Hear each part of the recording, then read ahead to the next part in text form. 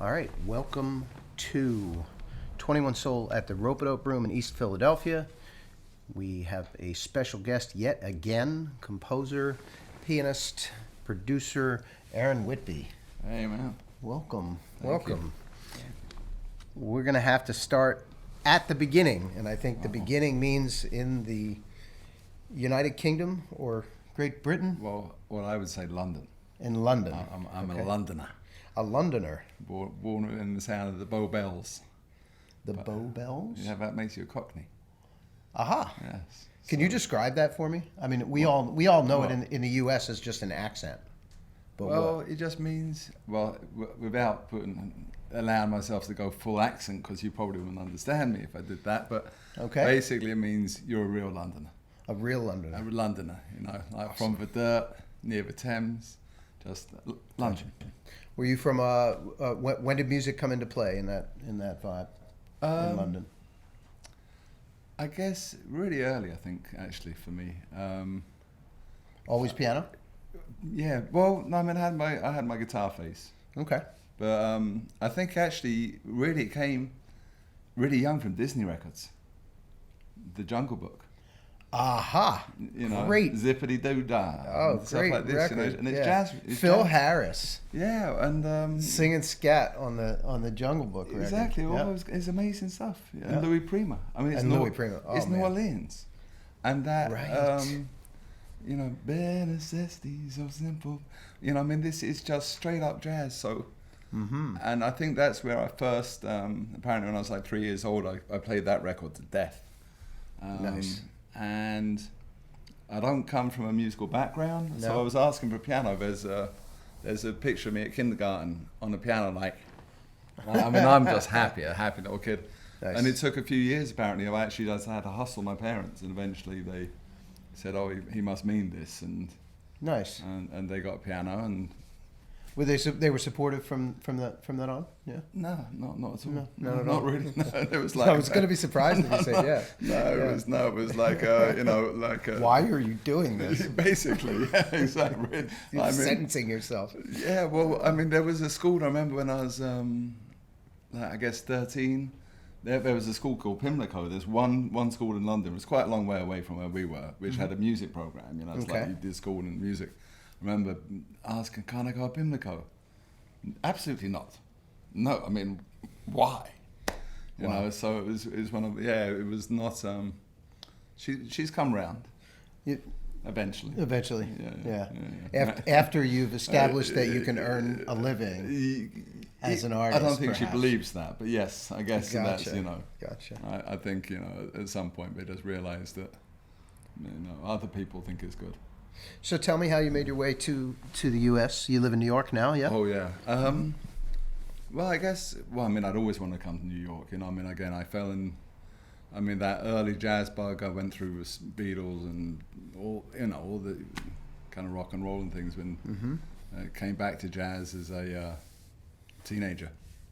And yes, knew I wanted to come to New York. And I eventually came because actually I met my wife, Martha Redbone. Some people might Which know. I just found out today. Yes. It was stunning. We're having a conversation about Floyd Westerman and Native American issues, and you mentioned your wife, and then I said, should I know her? Oh. And Martha Redbone, famous. So you tour with her?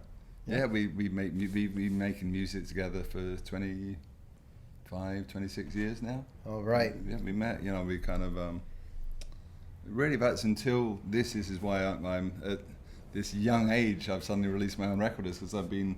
You've been doing her with like a kind of like a team. We wrote for other people at first. We were actually writing songs. We were signed to Warner Chaplin for quite a long time, writing for other people.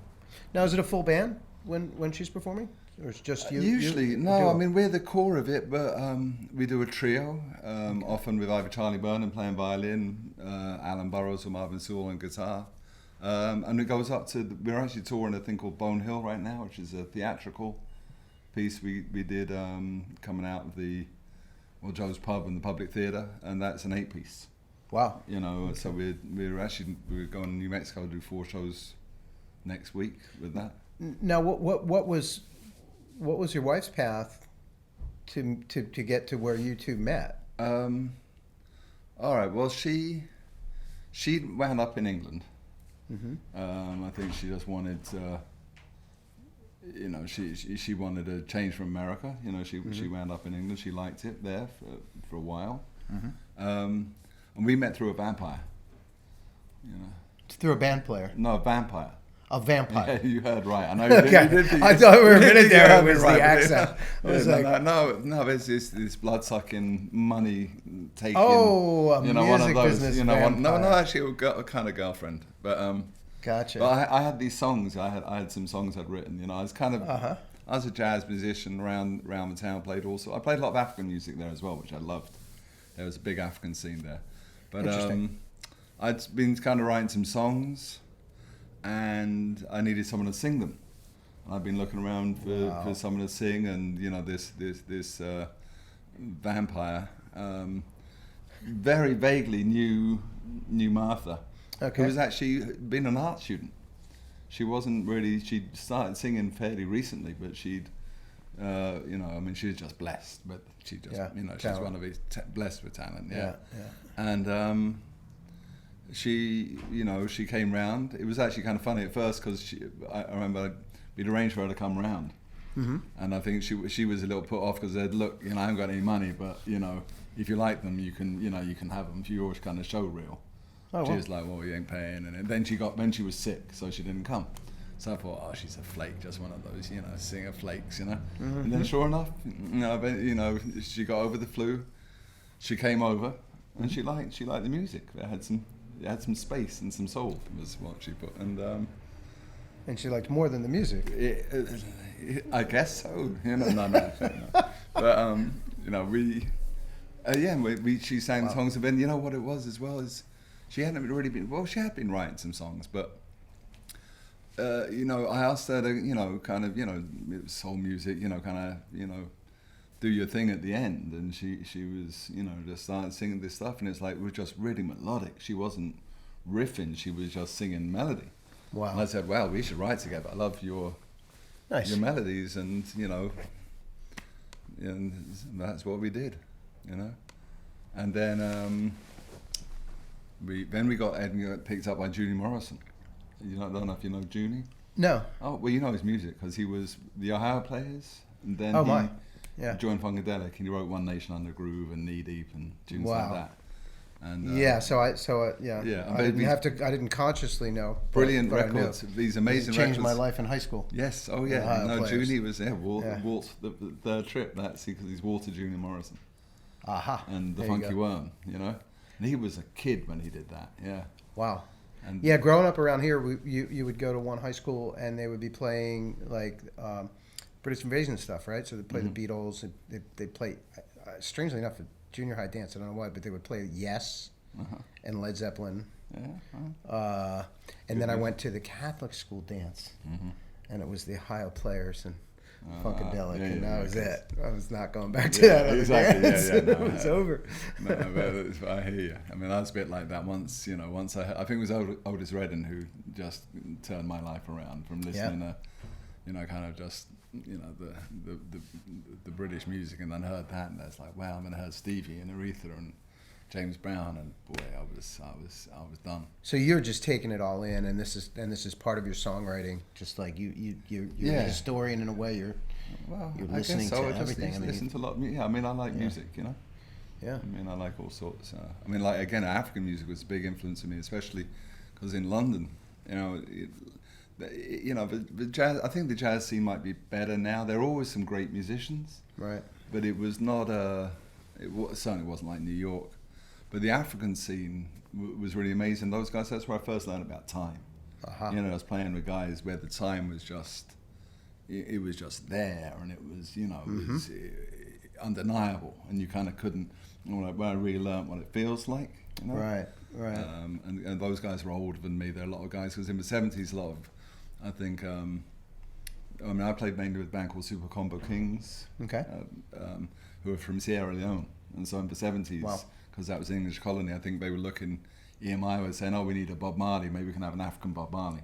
Right. So they were a big hit band over there. They brought over. Well, Fela was on the scene as well a little bit, right? Yeah, I at played that with a couple time? of guys from And King Jojo Sunny Cool. I Ade? used to play with Jojo. He had Okay. a thing of a knitting factory.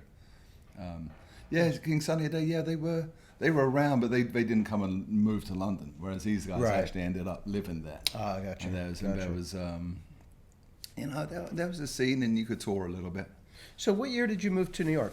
Oh, I moved in '97. 97. And by then I was with Martha, and we came together. Her father was sick; she wanted to come home, Right. and I was, of course, happy to come to New York. And that is home. Her father is in, Well, is he- his father was in North Carolina, but Carolina. she's from. Well, she's kind of funny. She's she's Native and African American, and she's also city and country because she was raised between Brooklyn and a tiny little place in Black Mountain in the Harlan County, Appalachia, where her mother's from. Wow. Her dad's from Robeson County, North Carolina. Wow. But so she really was. She was in Brooklyn as a teenager, but before that she was back and forth from Kentucky to Brooklyn all the time. Wow. So what was the scene like when you got to New York? And I'm trying to lean us to where you are All right, today, where I am your today. album, right? So Yeah. who were the Well, I cats? guess one of the first thing which I met when he's on the record is Rodney Holmes. Okay. We had a publishing deal. We were kind of writing songs for people, but a guy, I can't remember how it was, but we went to see the Hermanators. I Okay. don't know if you know the band, the Hermanators. That was a band with I'm learning so much today. Mitch Stein Okay. and Kip Reed and Rodney Holmes. Okay. And we'd seen, and we went, actually, I think it was been a publisher's night out, and they kind of, they got us drunk. So we went in a 55 bar, kind of after the publisher's thing, kind of loud. And there's Rodney playing. We'd seen Rodney with the Brecker Brothers a couple of years earlier in London. Okay. So we're like, yeah, you were the Brecker Brothers. You're amazing. And he is. I mean, Rodney's just like such an incredible musician. And again, this is New York. In London, it's Ronnie Scott's. It's a big night out to see a cat like that. Right. In New York, you just kind of It's wander in the just- 55 right, bar for $10, yeah. and they're on the floor there. It's And, amazing, isn't it? It really New is. York, I mean, yeah. God, it's amazing in this way. So, we were, oh man, we get your number. And so Rodney kind of, I think, just was quite amused of the pair of us, and gave us a number. And then when we had a gig, we wanted to do a gig, so we called him up and sent him the music, and he was playing with Santana at the time, which is another amazing thing about New York. Is, hey man, I like the music. It's Tuesday night. Sure, I'll come down. Yeah. I'm not Yeah. on tour. Which, and again in London, that just didn't happen. No. If you're doing Santana's gig, you didn't even answer the phone. Right. That was it was very English. Well, I'm above all that now. It's for class divisions.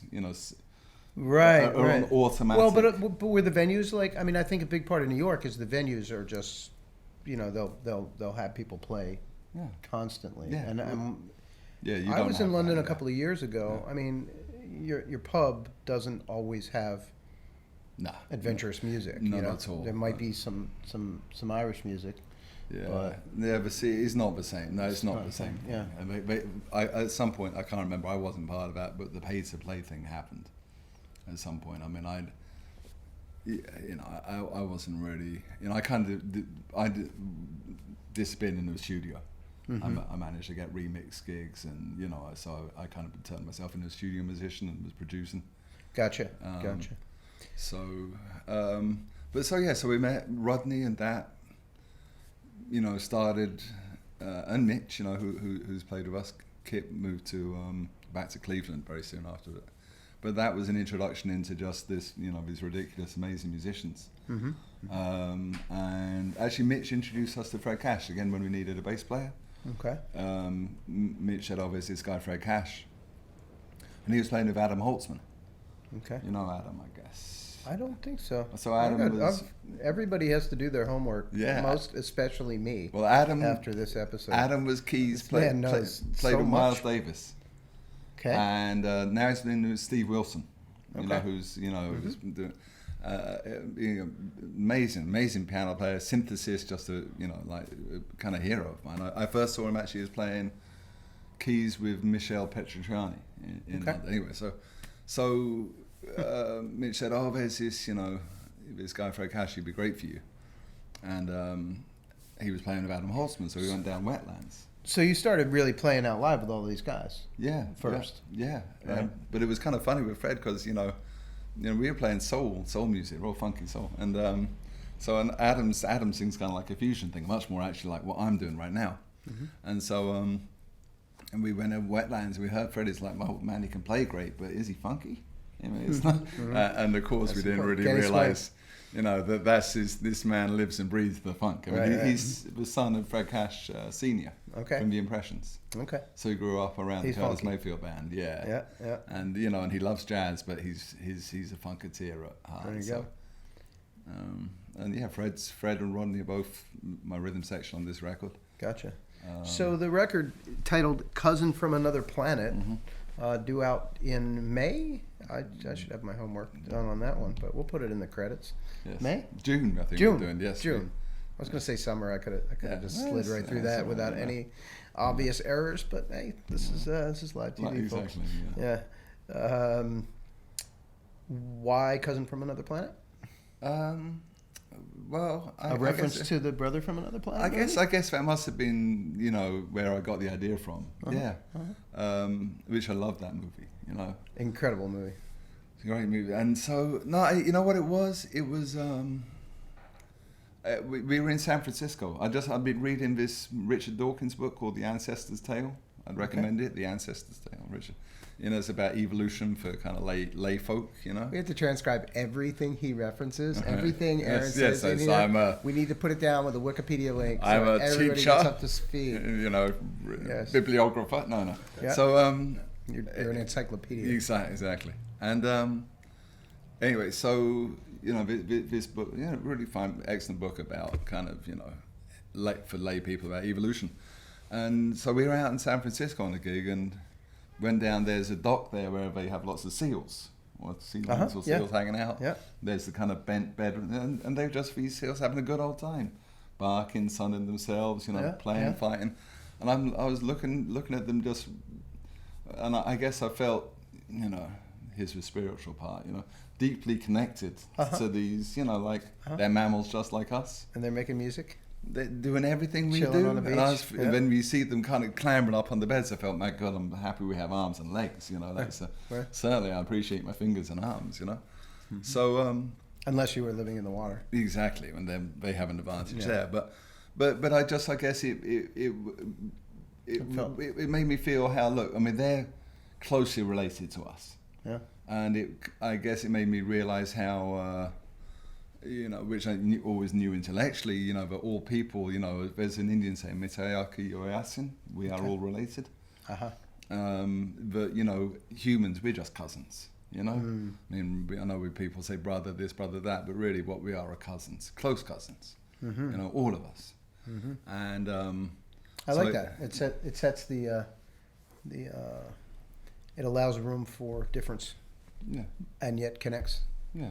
Everyone. Yeah. So what's the music? Tell us about the music. You said fusion. I you guess used so. the F word. I know I did, didn't I? It was jam band fusion. That. There we go. He used the J word too.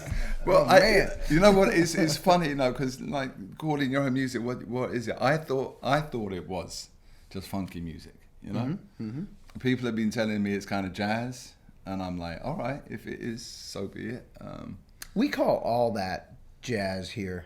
Yeah. I mean, I think the biggest question is there improvisation? Oh yeah. So if it's improvised music within any structure, then we would call it jazz. Yeah. Now there are people who are trying very desperately to close the jazz chapter and say this is jazz. We'll put it right over here, and that is what it will be for the rest of time. But I don't think that's going to work. Yeah. So we'll call it jazz. Yeah, I mean, look, how many pieces in the band? We did it six pieces. So I had Keith Loftus playing tenor.